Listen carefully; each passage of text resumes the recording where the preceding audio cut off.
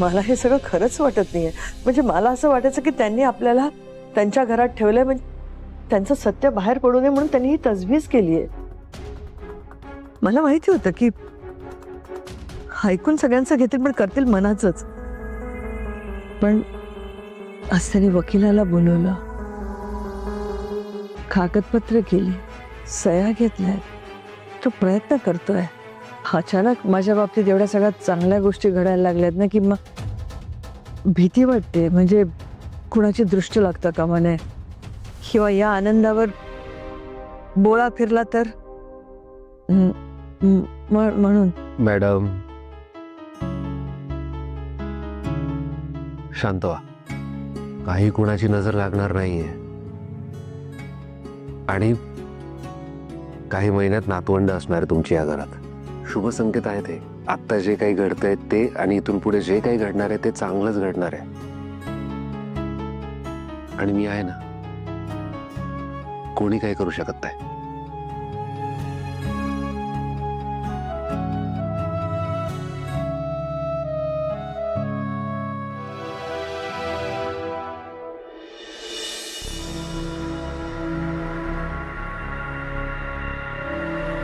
सुजीत, संचिता, हो या लवकर जेवायला.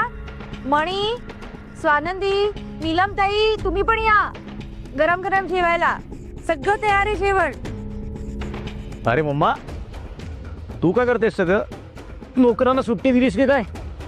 व्हॉट्स रॉंग विथ यू? अरे आपल्या घरचं काम करायला कसली आलेलास? हा, आणि आपल्या माणसांना आपल्या हाताने जेवण करून वाढण्यात ना वेगळाच आनंद असतो. तुला नाही कळणार. पण मम्मा,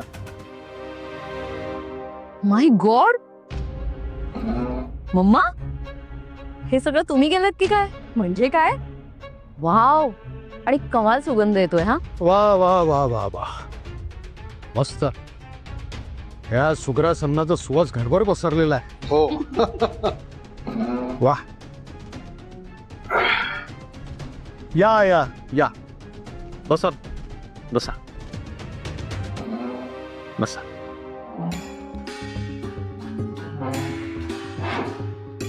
बरं, आजचं जेवण शालिनीने खास तुमच्यासाठी बनवलेलं आहे. शेवटचा तिने स्वयंपाकघरात जाऊन स्वयंपाक कधी केला होता हे तिला पण आठवत नसेल, पण हा खास तुमच्यासाठी स्वयंपाक केलाय. असे का बघताय? मी खरंच मी बनवलंय. तुमचा विश्वास नाही बसत आहे?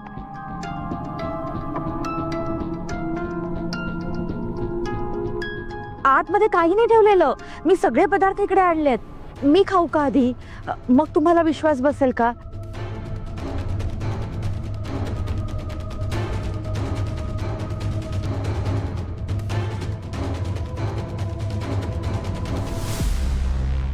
आता झालं ना समाधान? खरंच मी चांगल्यापणाने स्वयंपाक केलाय. स्वानंदी, तू नाही आलीस म्हणून मला एवढा सगळा स्वयंपाक करायची संधी मिळाली आज. खरंच सागर संगीत सगळा स्वयंपाक केलाय. खाऊन बघ ना आणि सांग चव कशी झालीये. अर्थात तुझ्या हातची चव माझ्या हाताला कशी येणार म्हणा. तरी सुद्धा मी सगळं छान बनवायचा प्रयत्न केलाय. आणि स्वानंदी, लक्षात ठेव, तुला 7वा महिना लागलाय. तू बसून मस्त आराम करायचास.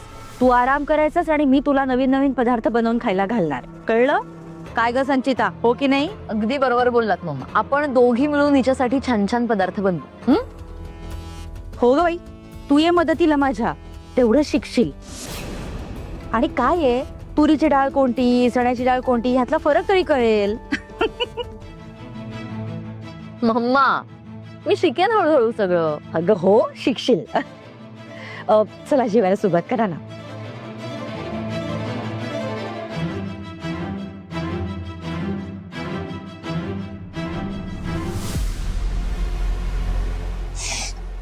गो, अरे संचिता हळू.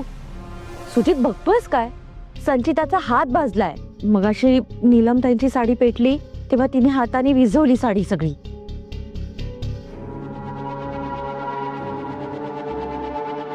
हे बघ, आज बायकोला भरवायची संधी मिळते चांगली तुला. भरव तिला.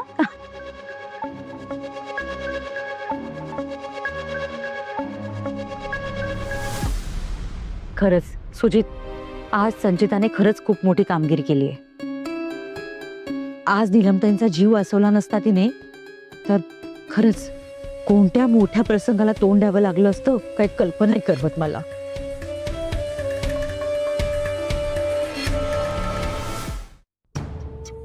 अरे हो, स्वानंदी, विसरलेस मी. स्वानंदी, हे घे, खास तुझ्यासाठी बनवल्यात पालकाची टिक्की आहे. तूच खा सगळी.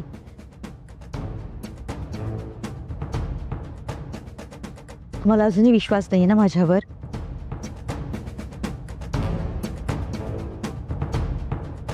आता झालं समाधान? त्या बघ, तळल्या नाही आहेत आणि रोस्टेड आहेत, म्हणजे तुला आणि तुझ्या बाळाला काही त्रास नाही होणार. घे घे, खा. मॅडम मी घेते. कोणाला द्यायची नाहीयेस, सगळ्या तूच खायच्यास, कळलं?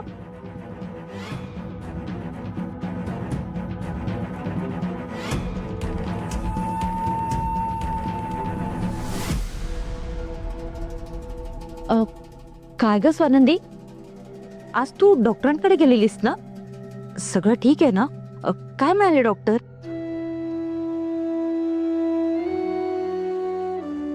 स्वानंदी, कुठे हरवलीस? मी काय विचारते तुला? हो, गेलो होतो डॉक्टरांकडे. बाळाची ग्रोथ चांगली आहे आणि स्वानंदीची तब्येत चांगली आहे.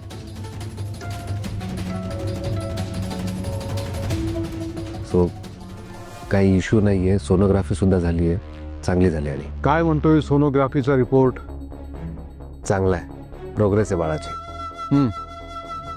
क्या बात है मणी, कॉंग्रॅच्युलेशन्स. स्वानंदी, कॉंग्रॅट्स. स्वानंदी, आता तू जास्तीत जास्त काळजी घ्यायची तुझी आणि बाळाची. हा, आराम करायचं साने. स्वानंदी, 7वा महिना आहे ना?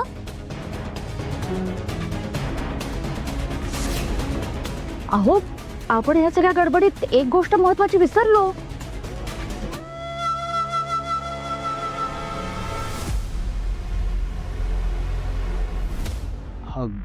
कुठली गोष्ट? असं काय करता? 7वा महिना लागलाय तिला, डोहा जेवण नाही का करायचं तिचं?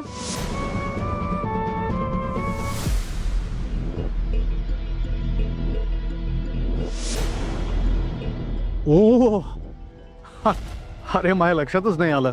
म्हणजे आमच्या लक्षात कसं येणार ना. ठीक आहे ठीक आहे, आपण करूया.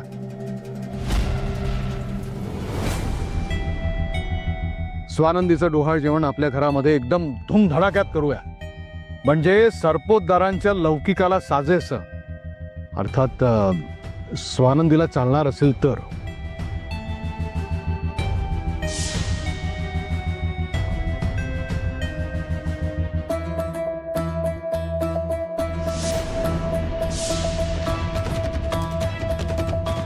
नाही, स्वानंदीचं डोहाळ जेवण या घरात होणार नाही.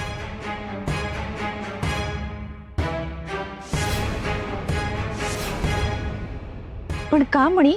स्वानंदीचं डोहाळ जेवण ह्या घरात का नाही होणार? अरे, स्वानंदी या घरची सून आहे आता.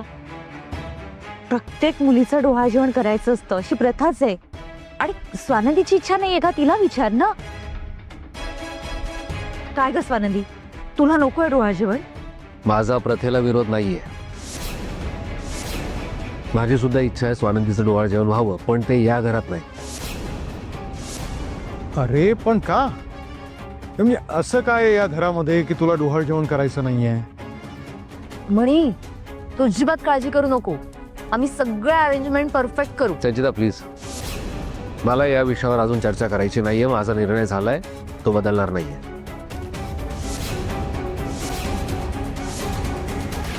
म्हणे अरे पण का नाही करायचं इकडे? मॅडम, मी एकदा बोललो ना, स्वानंदीचं डोहाळ जेवण या घरात होणार नाही, विषय संपला.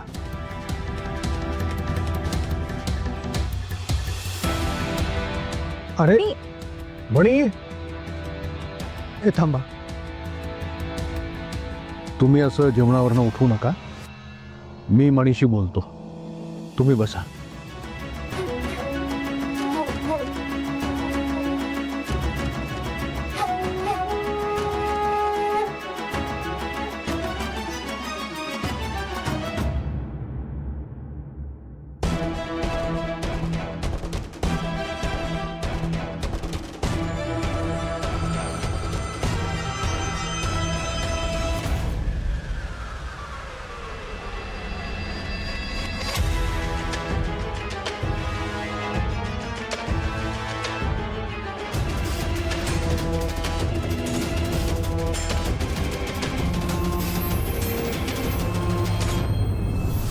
मणी, मणी, अरे असा अचानक चिडून जेवणावरून का उठून आलास तू?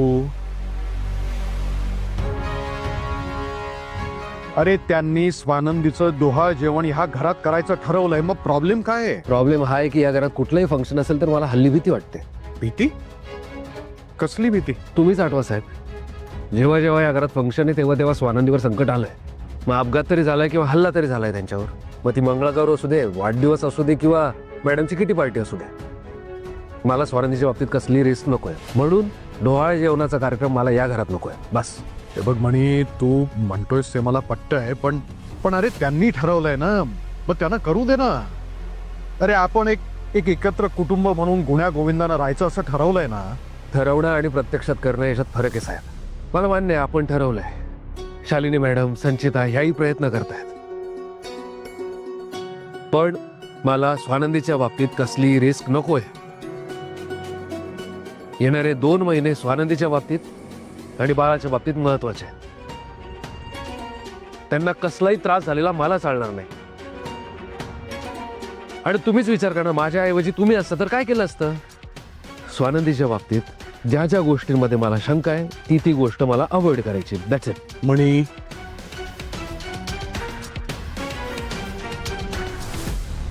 हे बघ तू म्हणतोयस ते मला पटतंय, पण मी तुला कसं समजवू हेच मला कळत नाहीये.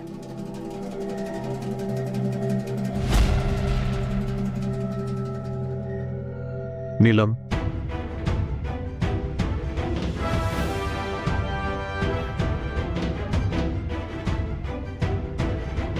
मणी, मला माहिती आहे तुला स्वानंदीची काळजी वाटते आणि बरोबर आहे, पण स्वानंदीचं डोहाळे जेवण तर करायलाच हवं की नाही? माझा डोहाळे जेवणाला विरोध नाहीये मॅडम, माझा या घरात डोहाळे जेवण करण्याला विरोध आहे. म्हणी डोहाळे जेवण सासरी करण्याची रीत आहे आणि स्वानंदीचं सासर हेच आहे ना, मग डोहाळे जेवण इथेच व्हायला हवं ना. सगळं नीट होईल, तू काळजी करू नकोस. मणी, तुला स्वानंदीची काळजी आहे ना, ते माझ्यावर सोड. तिला कुठल्याही प्रकारचा त्रास होणार नाही, तिच्यावर कुठलंही संकट येणार नाही ह्याची जबाबदारी मी घेतो. शालिनी आणि संचिता ह्या दोघींशीही मी बोलतो. अरे तुझ्या या बापावर विश्वास ठेव. मी माझ्या सुनेचं आणि माझ्या नातवंडाचं वाईट होऊ देणार नाही, हा माझा शब्द आहे. निदान तुझी आई म्हणते म्हणून तरी तयार हो.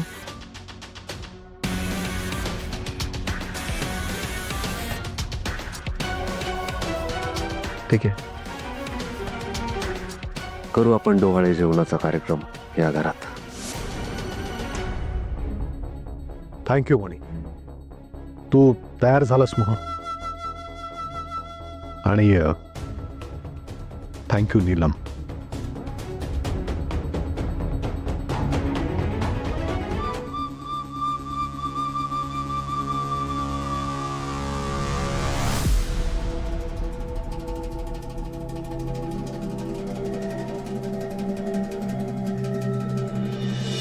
ते काय सुजितराव कुठे आहेत? माझा निरोप त्याला दिला नाही का?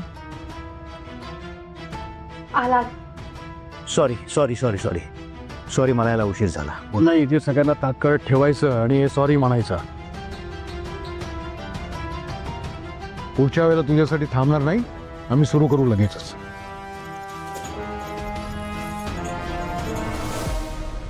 हे बघा, तुम्हाला सगळ्यांना माहितीच आहे की स्वानंदीचं डोहाळ जेवण आपल्या घरी करण्यासाठी मणी तयार नव्हता, त्याच्या विरोधात होता. कसं बसं मी त्याला समजावलंय आणि आता स्वानंदीचं डोहाळ जेवण आपल्या घरी आपण करणार आहोत.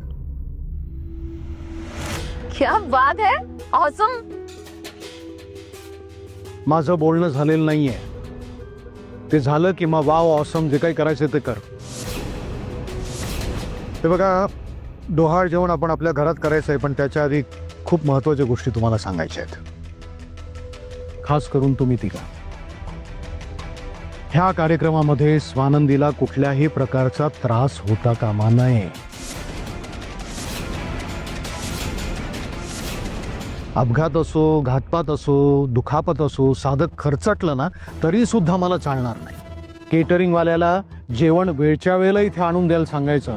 ते तिखट असता कामा नये, तेलकट असता कामा नये, ज्यामुळे स्वानंदीला त्रास होईल. आपल्या घरातला कुठलाही दरवाजा चुकूनही लॉक होता कामा नये, ज्यामुळे ती आतमध्ये अडकून पडेल. कार्यक्रम चालू असताना कुठे काहीही सांडलेलं असता कामा नये की ज्यावरून ती घसरून पडेल आणि तिला दुखापत होईल. मुद्दामून असो, जाणून बुजून असो किंवा चुकून असो, स्वानंदीला कुठल्याही प्रकारचा त्रास झाला, तिच्यावर कुठल्याही प्रकारचं संकट आलं तर शालिनी, संचिता आणि सुजितराव, मी स्वतः तुम्हाला ह्या घरातून कायमचं बाहेर काढीन, एवढं लक्षात ठेवा.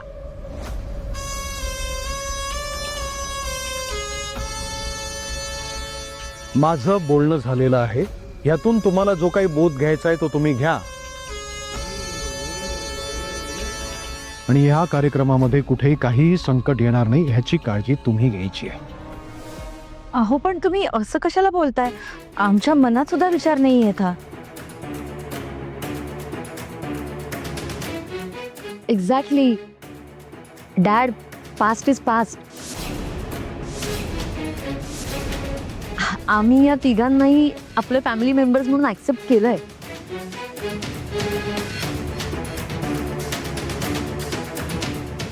जे काही झालं ते विसरलोय आम्ही. तुम्ही सुद्धा विसरा. कशाला पुन्हा पुन्हा त्याची आठवण काढायची आपण?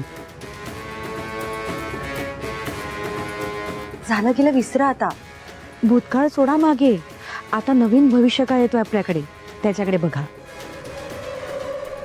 ठीक आहे, नाही तुम्हाला या गोष्टीची जाणीव असेल तर मला आनंदच आहे.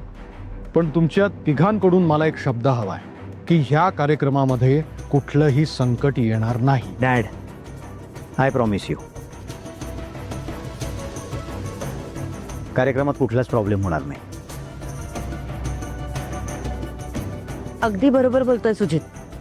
डोहाळ जेवण अगदी उत्तम रीतीने पार पडेल. ठीक आहे, तर मग पुढच्या गुरुवारीच स्वानंदीचं डोहाळ जेवण आपण आपल्या घरात करायचं आहे आणि ते निर्विघ्नपणे पार पडेल ह्याची खात्री मला सुजितराव, तुम्ही, शालिनी आणि संचिता, तुम्ही मला द्यायची आहे. ठीक आहे,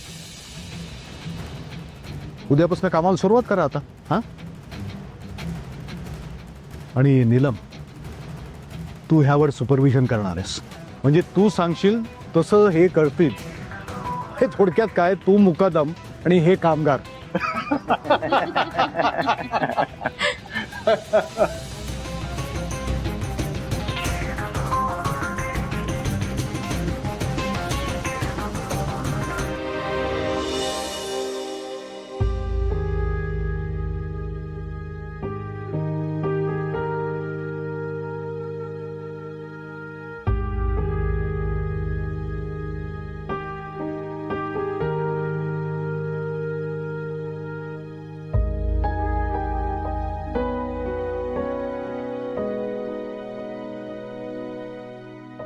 स्वानंदी, तुम्हाला राग आलाय माझा?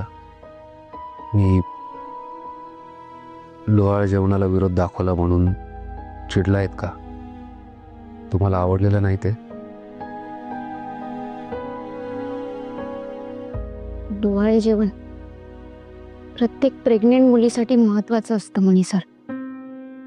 आई होण्यापूर्वी डोहाळे जेवणात तिचे लाड पुरवले जातात, तिच्या घरच्यांकडनं, माहेरच्यांकडनं.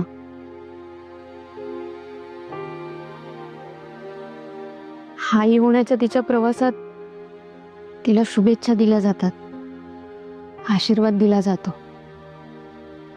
हे तर इतर मुलींच्या बाबतीत होतं, पण माझी केस तर स्पेशल आहे ना. स्पेशल म्हणजे? माझी प्रेग्नेन्सीच स्पेशल आहे.